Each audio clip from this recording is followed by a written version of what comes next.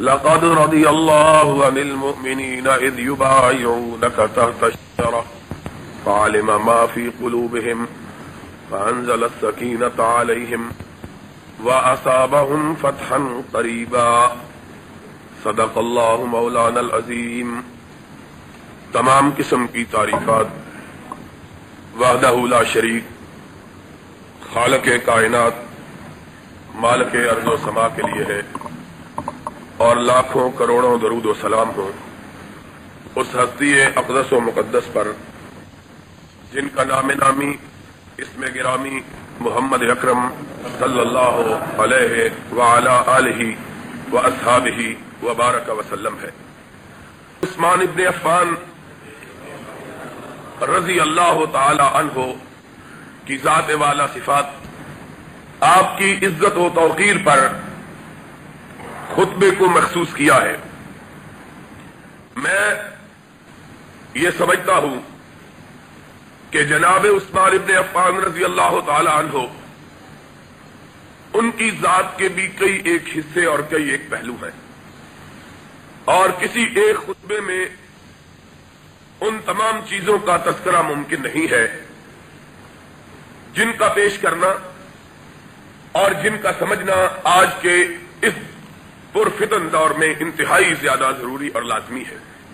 لیکن ہم نورین رضی اللہ تعالی عنہ کی سیرت کے صرف انہی پہلوؤں پر گفتگو کریں گے جو آگے کے ذہنوں کو صاف کرنے میں ممد و معاون ہو، وگرنہ حقیقی بات یہ ہے کہ حضرت ذی النورین رضی اللہ تعالی عنہ اسلام کے دور اول سے، یعنی اس دن سے کہ جب آپ نے سرور گرامی حضرت محمد الرسول اللہ صلی اللہ علیہ وسلم کے دست مبارک پر بیعت کی تھی، آپ کی زندگی کے آخری لمحات تک، اور پھر نبی کائنات صلی اللہ علیہ وسلم کے اس کائنات سے رخصت ہو جانے کے بعد حضرت عثمان ابن عفان رضی اللہ تعالیٰ عنہ کی شخصیت گرامی بھی ہے۔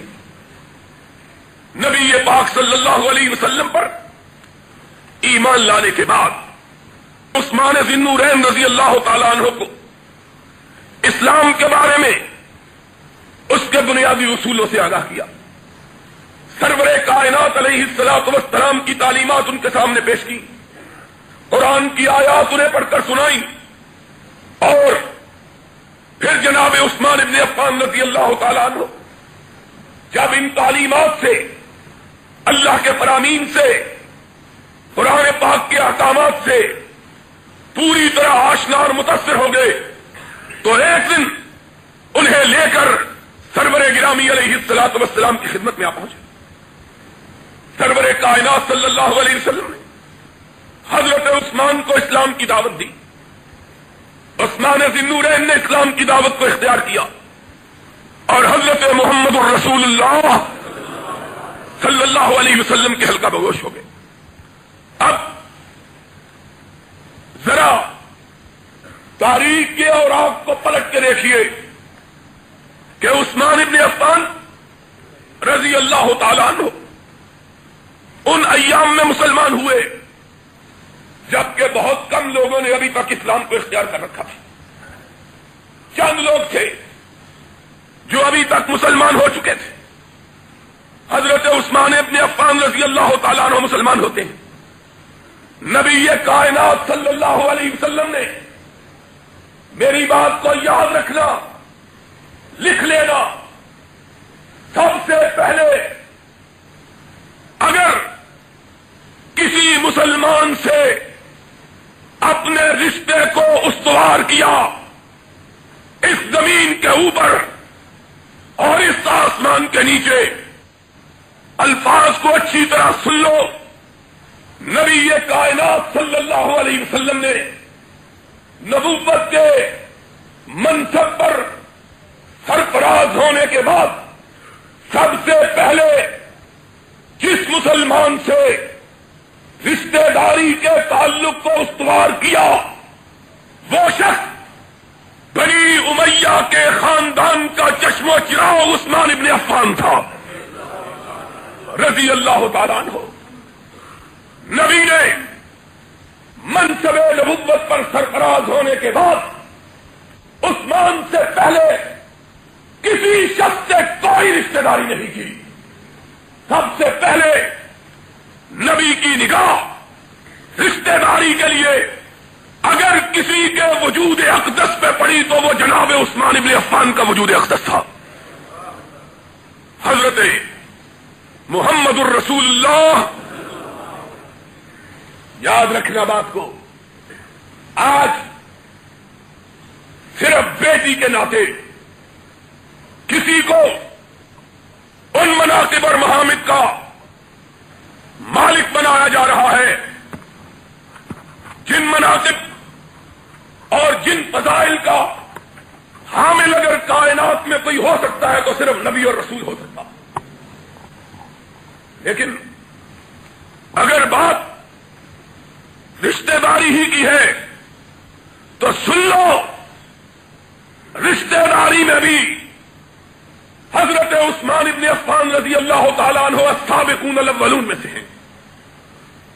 جب نبی کائنات نے اپنی بیٹی رقیہ کا رشتہ حضرت عثمان سے کیا، اس وقت تک علی مرتضی رضی اللہ تعالیٰ عنہ ابھی جوانی کی سرحدوں میں داخل بھی نہیں ہوئے تھے.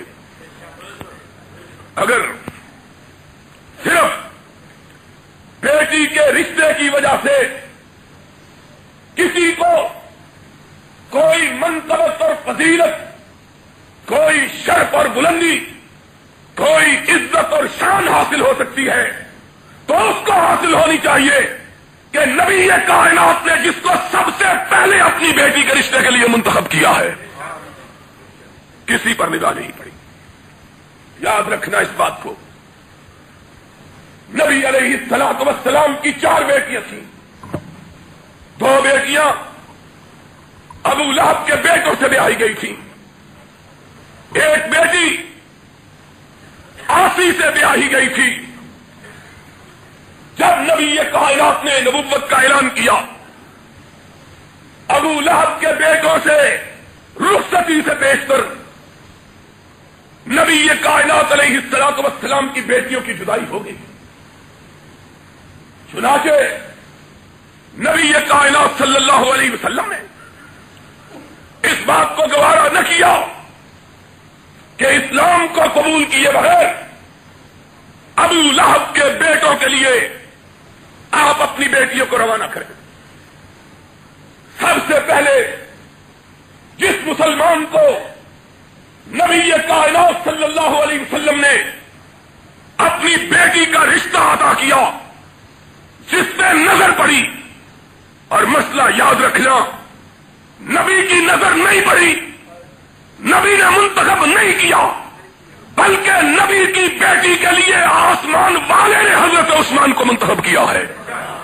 کیونکہ قرآن کہتا ہے ما ينطق عن الهوى ان هو الا وحی یوحی. نبی کی کوئی حرکت اس کے اپنے ارادے سے نہیں ہوتی. نبی تبھی حرکت کرتا ہے جب آسمان والا حرکت کا حکم دیتا ہے.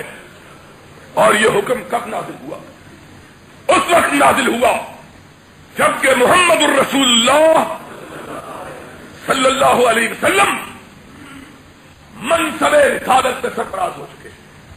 آج انشاءاللہ العزیز ایک اور مسئلہ صاف کر دوں گا، اور وہ مسئلہ بتلاؤں گا جو آج تک کائنات میں کسی مولوی نے آپ کو نہ بتلایا ہوگا. یاد رکھ لینا آج بات کو، لکھ لو میری بات. لوگ یہ بھی سوال کرتے ہیں خدیجہ افضل ہے کہ عائشہ افضل ہے. یاد رکھو، جب خدیجہ سے سرور کائنات کا نکاح ہوا تو امام کائنات سے محمد ابن عبداللہ تھے، اور جب عائشہ سے نکاح ہوا تو محمد الرسول اللہ تھے. دونوں میں فرق ہے. ایک نکاح محمد ابن عبداللہ کی حیثیت سے ہوا، اور ایک نکاح محمد الرسول اللہ کی حیثیت سے ہوا.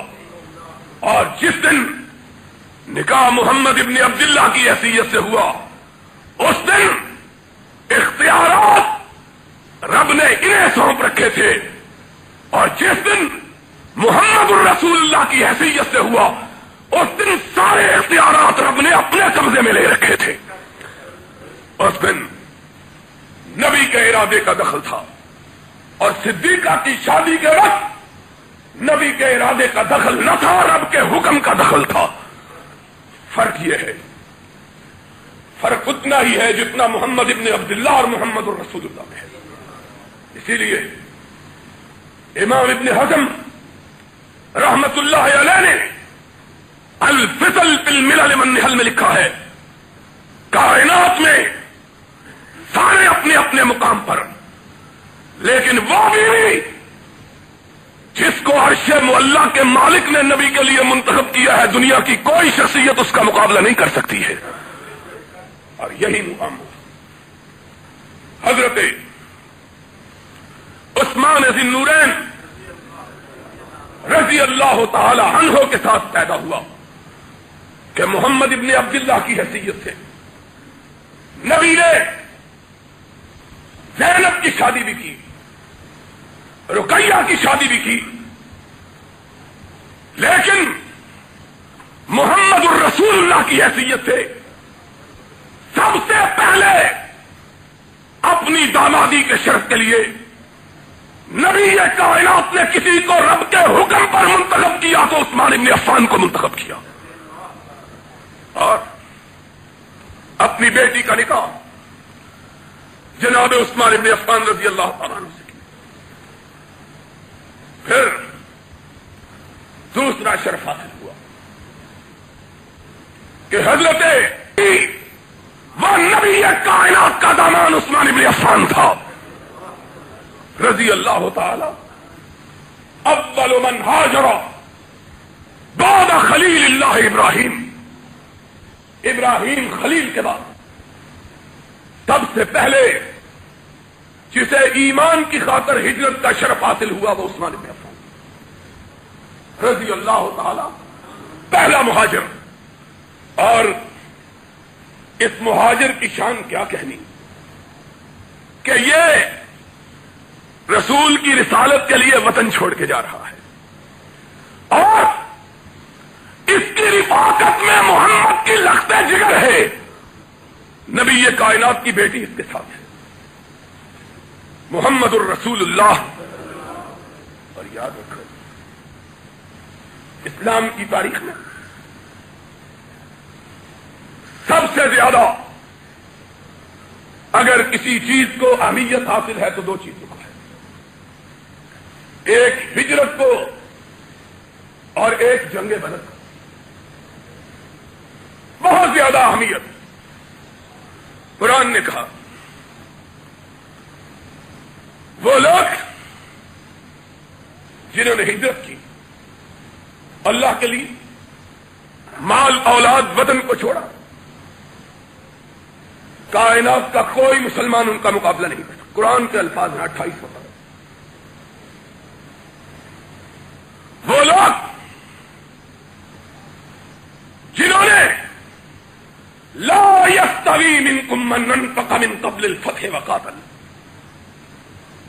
اولئک اعظم درجۃ، جنہوں نے فتح مکہ سے پہلے ہجرت کی، آنے والی نسلیں ہی نہیں، رب کائنات نے اپنے حبیب کے اصحاب کو مخاطب کر کے کہا کہ تم بھی ان کا مقابلہ نہیں کر سکتے۔